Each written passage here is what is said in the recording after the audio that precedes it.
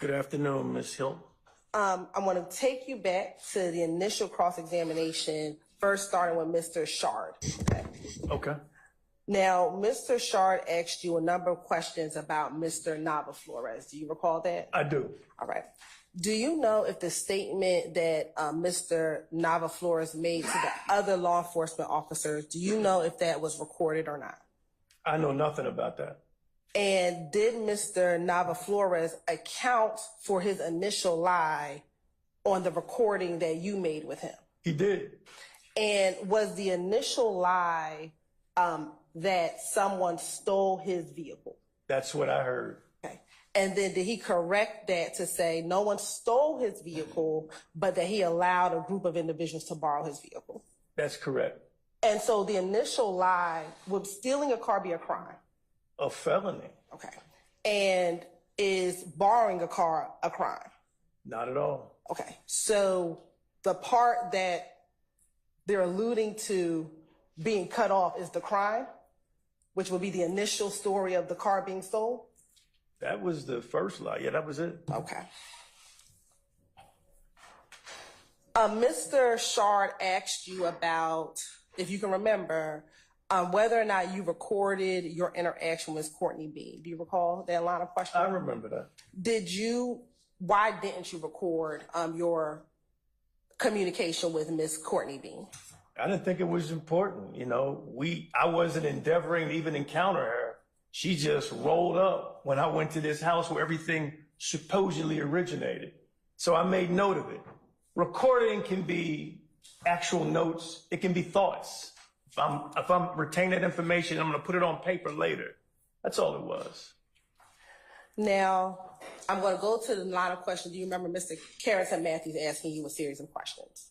I do. Okay. He asked you questions about eyewitnesses. Do you remember that line of questioning?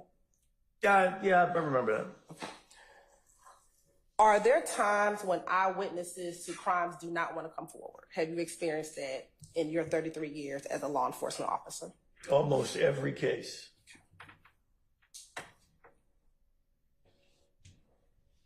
Mr. Matthews asked you a number of questions about investigators knocking on doors when they go out and canvass a scene. Do all investigators knock on doors? Nah, a lot of them don't like it. Do all investigators go out to the actual crime scene in which an incident occurs? Not all.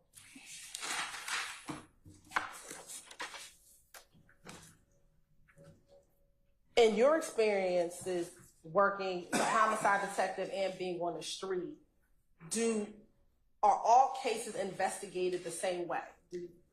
Are all cases investigated the same way? No. Why is that? Objection, Your Honor. Cause for speculation. Overruled. Every person, let's just even forget about police work. If you work at the bakery, everybody makes the donuts a different way. It's the same thing in police work. There's so many people don't do it the way I do it. It works for me. As long as I'm following the law and most of the guidelines of the police department, it's a good look. Do all cases always have forensic evidence, meaning fingerprints, DNA? Do all cases have that type of evidence? No. Do all investigators get to speak with persons of interest or suspects? No. Have you found in your experiences in dealing with suspects that sometimes they give what some may call self-serving or statements that benefit them when they're talking to the police? That's mostly my experience. Have you found that sometimes suspects or persons of interest are not always fully forthcoming? That's true. I do.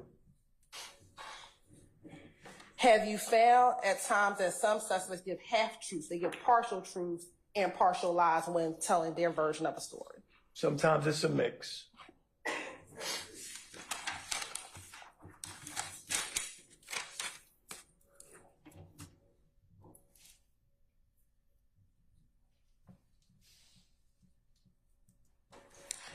Now, going to Mr. Steele's initial line of questioning before we took our break, do you recall him asking you questions about Adrian Bean and Adrian Bean putting Stug into this case? Do you recall that line of questioning?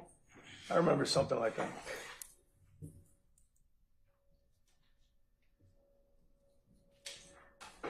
Was the first time that you heard the name Stug on the jail calls or when you interviewed Mr. Bean?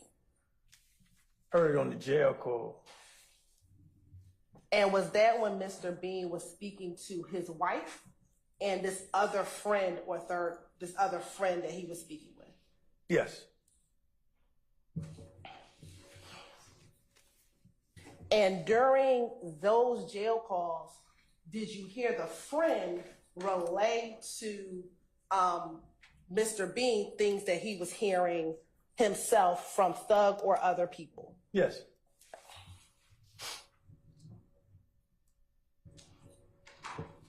And did it appear, just listen to the conversation, that the friend was just trying to put Thug in this? Objection, Your Honor. Speculation, sir. I stand objection.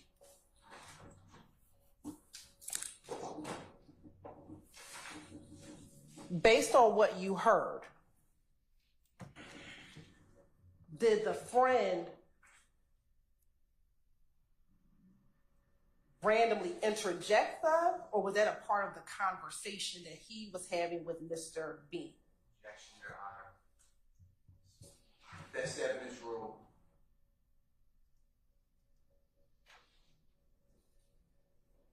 Also speculation, somebody injecting. Your Honor, I'm basing upon what Detective. I'm saying objection. You may, if you lay a little more foundation, like where you need to. Did you hear the third party speaking with Mr. Bean on a call? I did. Did you hear the third party mention Thug's name? Yes. Was that in response to a conversation he was having with Mr. Bean about what happened on September 11, 2013? It was. And were the two of them speaking freely based upon your conversation, speaking freely based upon their conversation about what happened during September 11, 2013, and what was happening after the incident once Mr. Bean was arrested? Objection, Your Honor. That would be speculation. I stand objection. Let me ask you this. When Mr. Bean came forward, did he admit to being the driver in an armed robbery? He did. And was he eventually charged with that armed robbery? He was.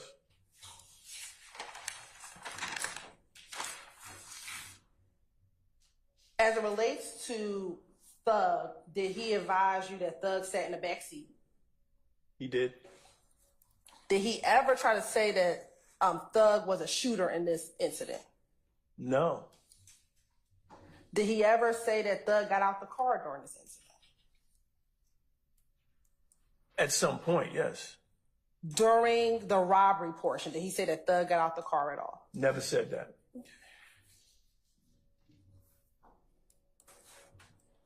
So with all of the stuff being the driver, being the shooter, Bean didn't say that Thug was the driver or the shooter. He put himself as the driver, DK as the shooter, but that Thug was just in the car during the entire incident. Your Honor, I'm going to object. All this has been asked and answered. Yeah, I'm sustaining objection. Okay. Now, going to Ashley Davis, Mr. Steele asked you a number of questions about Ashley Davis. Do you recall that line of questioning? I remember that, yes. Okay. And when he asked you about what Ashley Davis saw, he kept referring to the individual she saw coming out the car as people. Do you remember that? Yeah, I remember that. Okay. When Ashley Davis made her report, was she specific as to the sex of the individuals that she saw coming out of the vehicle that she observed when they ran out of the car? Yes, she gave up the sexes. What was it? Males.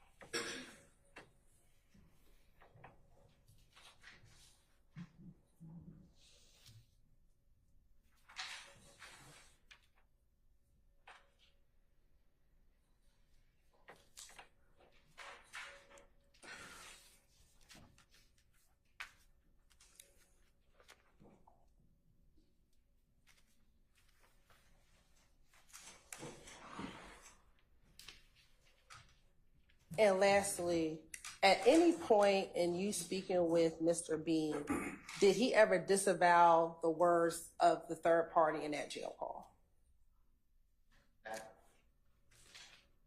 Person can't disavow a third party. I'm gonna sustain the objection. It's confusing too.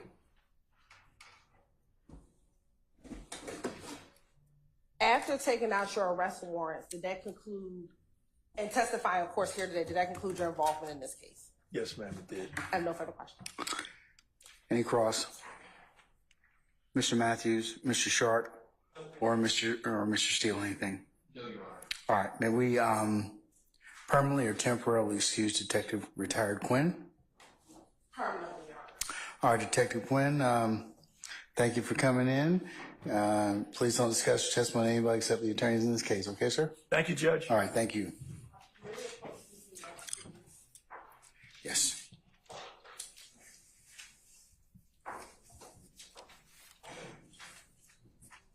Yeah, come on up. Can I get a number?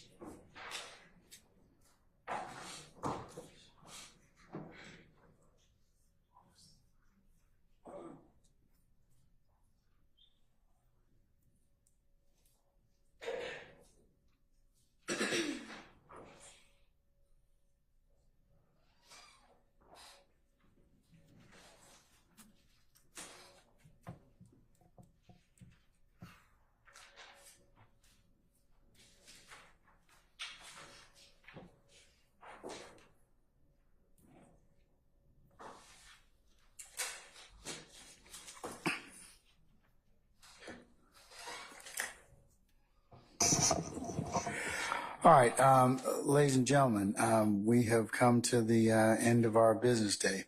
So what I'd like to do is to recess you for the evening. I'm sorry you'll miss the rest of the clips, but you might catch a few minutes of it anyways. But if I could ask you all to come tomorrow morning for a 9 o'clock for an anticipated 9:30 start time, 9:30, 9:45 start time. But if you all could be here by 9 o'clock or shortly thereafter, that would be fabulous, okay? All right, any ministerial inquiry with me? Anyone? Okay, hearing none, let me go ahead and go through your admonitions. Please leave your notepads in the basket in the back. Please do not discuss anything that you have heard thus far in court amongst yourselves in small groups while you're sitting back there, or any other times that you may be in each other's presence or outside of each other's presence with third parties, such as your family or any well-wishers or anything such as that. Don't go by and visit any of the scenes that may be depicted in this case. Remember, it would also be a violation to have any third party discuss anything in this particular case in your presence or hearing, and if anybody should try and attempt to do so, you need to let myself and Sergeant Ingram know immediately. Please also do not listen to any third party recounts of this trial, either on any form of social media, podcasts, or the news, because remember what I told you, and I've continued to tell you, that you can only consider what's been presented in this courtroom, and you cannot consider any third-party recaps, so that would be a violation. Also, remember what I told you before, you cannot sit and handicap or otherwise recap the testimony as you go along. That would be a violation. Remember, you cannot consider this case properly until I tell you it is appropriate and I give you instructions on how you're supposed to begin and continue your deliberative process. So, ladies and gentlemen, unless you have anything else of me, what I will do is I will recess you all tomorrow morning, and we'll see you at 9 o'clock or thereabouts. Once you all get here, then we'll start somewhere around 9:30 and 9:45 with your with all of you accounted for. Okay. All right. Anything else of me? All right. If not, ladies and gentlemen, enjoy the rest of your evening. Okay. All rise.